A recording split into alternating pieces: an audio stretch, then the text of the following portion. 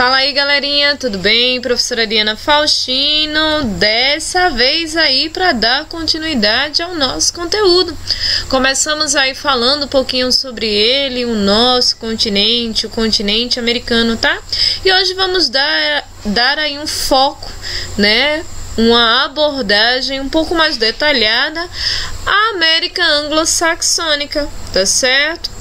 Ou seja, né, a América que fala-se o inglês, tá? Lembrando que na aula anterior aprendemos as classificações do continente americano. Vimos que a América é dividida tanto em América anglo-saxônica como em América Latina. Claro que essa é uma visão histórica, tá certo? E cultural, tá? Anglo-saxônica povos, né, que foram colonizadores, cuja origem linguística é aí o anglo-saxão, o inglês, tá?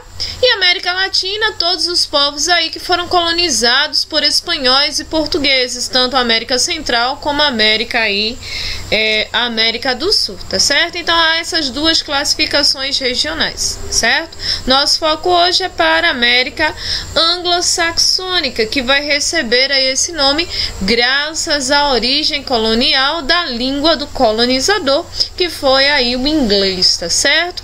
Consequentemente, né, corresponde aos dois países que formam aí os países desenvolvidos do continente americano, Estados Unidos e Canadá, tá certo? Como eu já havia dito, a América Latina foram todos os países colonizados, né, pela Espanha e por Portugal, né? O que corresponde hoje aos países subdesenvolvidos do continente americano, tá certo? A América anglo-saxônica, formada por Canadá e Estados Unidos, já havia dito, tá? Do qual, né, tiveram aí a colonização predominantemente, né, de povoamento. Já os países da América Latina tiveram as colônias, né, de exploração, tá? Colônia de povoamento, motivos aí que levaram o Canadá e os Estados Unidos a tornarem-se desenvolvidos, tá certo? Diferentemente dos demais países do continente americano. Aqui nós temos uma outra regionalização, que é uma regionalização mais física, mais baseada aí nos critérios socioeconômicos dos países, né? A América do Norte, eu vou ter aqui o Canadá, os Estados Unidos e México. Tá? O México não está nessa divisão, mas ele hoje está localizado na América do Norte, tá? Isso porque essa divisão aqui é uma divisão ainda histórica, né, de anglo-saxônica e latina, mas uma divisão física. A América do Norte vai compor aqui Canadá, Estados Unidos e México, tá certo? A América Central, todos esses países aqui desse istmo, ou seja, dessa porção bem fininha que liga a América do Norte e a América do Sul, tá certo? Onde vamos ter Belize, Guatemala, El Salvador, Costa Rica, Panamá, Cuba, Bahamas, né, entre outros, tá bom? E a América do Sul, onde vai se encontrar o nosso querido Brasil, Paraguai, Uruguai, Argentina, Peru, entre outros países, tá certo? Essa seria uma divisão física, tá? Mas a divisão que está sendo mostrada aqui no mapa é uma divisão histórica cultural baseada na origem linguística dessas nações, ou seja, do colonizador. É justamente essa divisão aí, tá bom?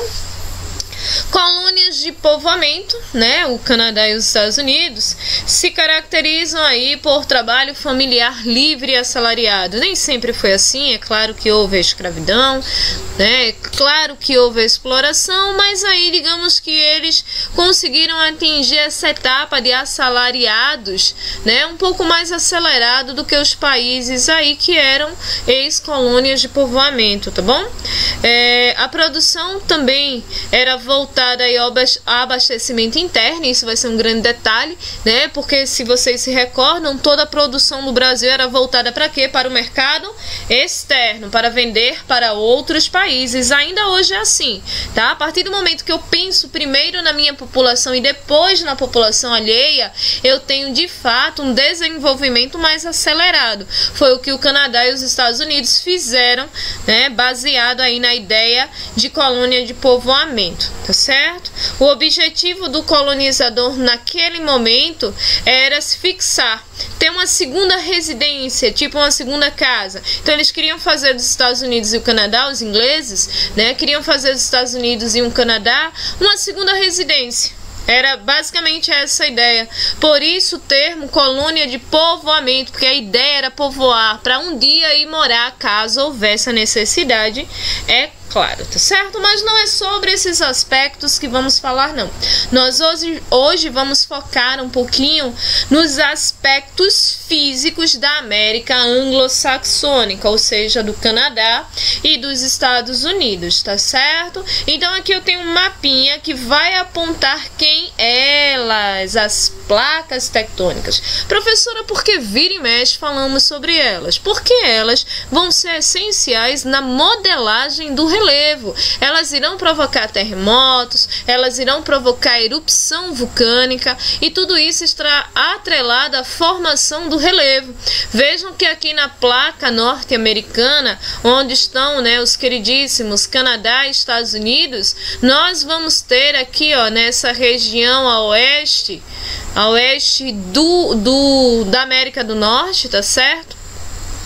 Uma área de encontro da placa pacífica com a placa norte-americana. Isso vai ocasionar uma formação de cadeias chamadas de montanhas, né? As cadeias de montanhas, grandes montanhas dessa região.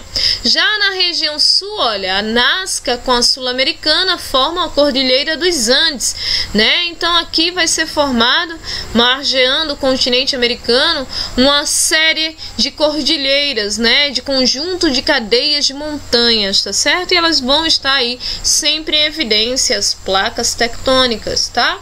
Como é que isso acontece? O movimento, a colisão das placas tectônicas, elas irão ocasionar terremotos e erupções vulcânicas, como eu já havia dito para vocês, na parte da superfície continental, tá certo? Então, isso está relacionado. Aqui nós vamos ter duas placas que vão se mover aí em direções semelhantes, tá certo? E isso aí irá provocar, é claro, colisões aí bem bruscas, tá bom?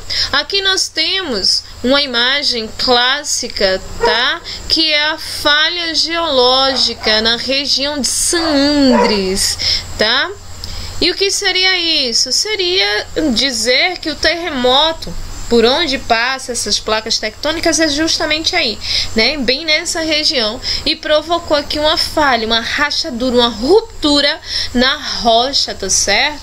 E há estudiosos que dizem que está havendo rifteamento, ou seja, um afastamento desses blocos continentais, ou seja, quer dizer aí que esses blocos eles foram aí eles correm o risco de se separar. Daqui a um longo período, né, se separar, tá? Virar aí duas partes, tá? Chamada de falha geológica na costa oeste dos Estados Unidos, falha de San Andrés, na região da Califórnia, tá certo? Isso é um dos maiores exemplos de que os terremotos existem, de que as placas tectônicas estão ali, tá bom? Uma vez o deslocamento é violento, é lógico, porque vai ser bem abrupto, apesar da gente não perceber, tá certo? Mas isso aqui vai acontecer no ano de 1906 e ainda há estudiosos que dizem que ainda há se afastando, né? Tá se afastando aí, tá certo? Porque não parou de ter terremotos, tampouco de haver atividade sísmica nessa região, ou seja, terremotos, beleza? América anglo-saxônica, relevo, né? O relevo da América anglo-saxônica, ou seja, dos Estados Unidos e do Canadá, né, a oeste, vamos ter aí os dobramentos modernos causados por esse movimento de placas tectônicas, né? Um soerguimento de um bloco, de uma rocha, né? Ou descida de uma outra rocha, uma falha, uma rachadura, tá certo? Já na parte central nós vamos ter bacias sedimentares, tá? áreas aí de bacias sedimentares que vistas de longe, né, parecem mesas e tal, são bem tabulares. A leste nós vamos encontrar escudos cristalinos, tá certo? Esses escudos cristalinos irão atuar como paredões, impedindo a chuva de passar, provocando uma chuva que vocês conhecem muito, que é a chuva orográfica, que é aquela que é formada no mar, tá certo? Mas quando ela encontra o paredão, que nesse caso é formado pelos Alpes, ela chove antes. Então tudo que tá depois vai ser o que? Mais seco, formando aí áreas um pouco mais desertas nas regiões ali, correspondentes principalmente na área dos Estados Unidos. Bom, olha aqui, ó. Nós vamos ter a grande montanha, né, as cadeias de montanhas da América do Norte. Nós vamos ter aqui as bacias sedimentares provocadas por planaltos, né? E nessas áreas mais verdinhas nós vamos ter aqui, ó, as planícies. Nessa região nós vamos encontrar os escudos cristalinos formados pelos Alpes. Aqui é onde eu digo a vocês que há ali aquela barreira, aquele paredão impedindo a chuva de passar, fazendo com que essa região aqui seja um pouco mais quente. Consequentemente, tá certo? Essas montanhas impedem também a chuva que se forma nessa região de passar para essa área. Logo, estados como Texas, por exemplo, né, serão estados que se assemelharão à nossa Caatinga, áreas mais desertas, aquele estilo meio faroeste e tal. É bem típico dessa região, tá bom?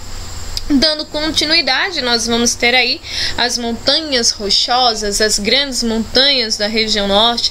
Percebam que aqui eu já tenho outro tipo de vegetação, que são as coníferas, né? Ela atua mesmo, olha, vê aqui, ela atua como um paredão, como um bloqueio, tá certo? A chuva para passar para essa região aqui é bem complicado, porque as montanhas, o próprio nome está dizendo, são montanhas, são altas, são mais de 3.000 metros de altitude, tá certo? E isso faz com que a chuva formada lá no oceano seja proibida aí de passar. No caso vai passar, mas em menor quantidade, bem menor, ínfima quantidade, tá certo? Fazendo aí, ó, regiões bem áridas, bem secas, né? Existem também os Grand Canyons na região dos Estados Unidos, né? São paredões gigantes aí formados pela ação da água há muitos anos atrás, tá certo?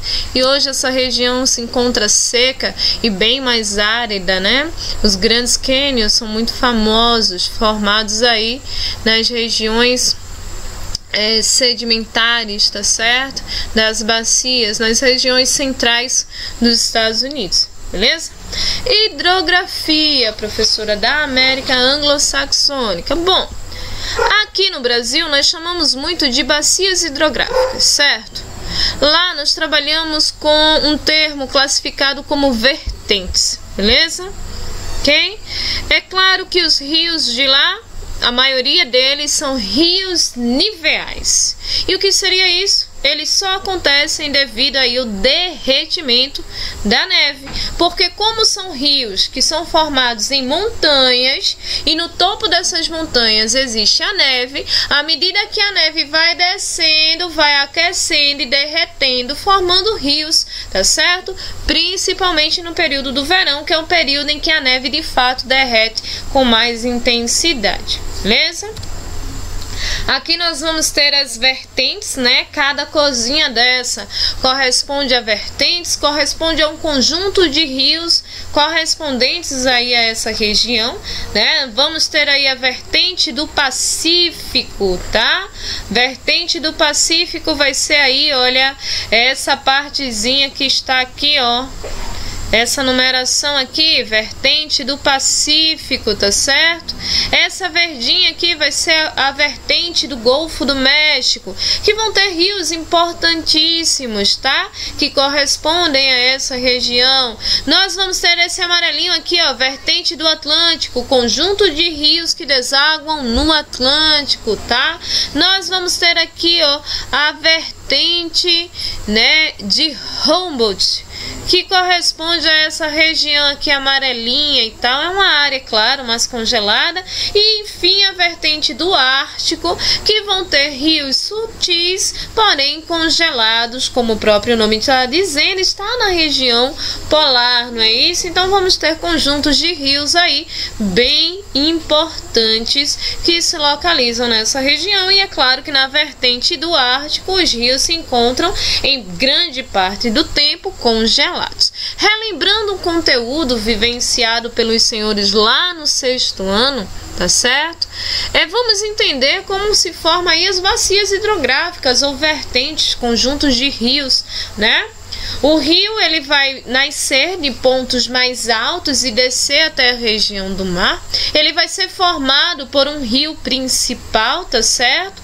E seus afluentes, igual ao desenho de uma mão e um antebraço. O antebraço seria o rio principal e os dedos seriam os afluentes que desaguam no rio principal. E o rio principal vai desaguar onde? No mar, beleza? Aqui nós temos um esquemazinho mostrando aí nas nascentes, lembrando que no Brasil os rios nascem das águas subterrâneas. Na região da América anglo-saxônica os rios são niveais, tá bom? Ou seja, eles surgem através do derretimento da neve, beleza?